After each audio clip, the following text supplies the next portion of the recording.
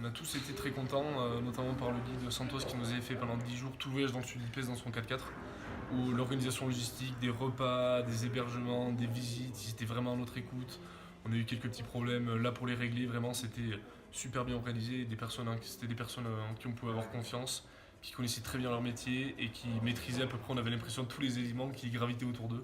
Donc vraiment les guides, tout ça c'était très plaisant. Petit plus pour les guides francophones, parce qu'on était une famille de 4, on n'était que 2 à parler espagnol, donc pour exclure personne, c'était forcément pratique que les guides parlent français.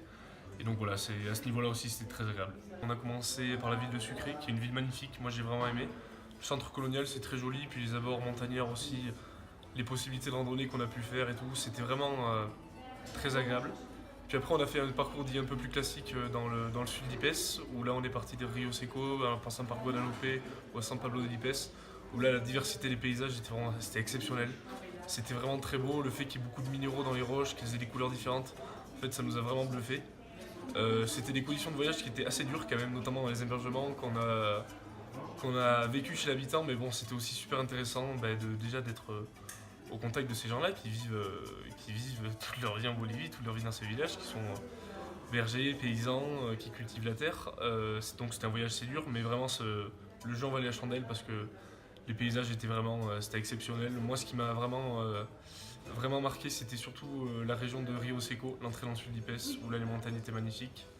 Et après, je dirais qu'on est reparti sur un circuit beaucoup plus classique, vers la Laguna Colorada aussi. Avec le soleil, tout ça, les pélicans, le rose, faut vraiment le voir pour le croire, c'est assez exceptionnel.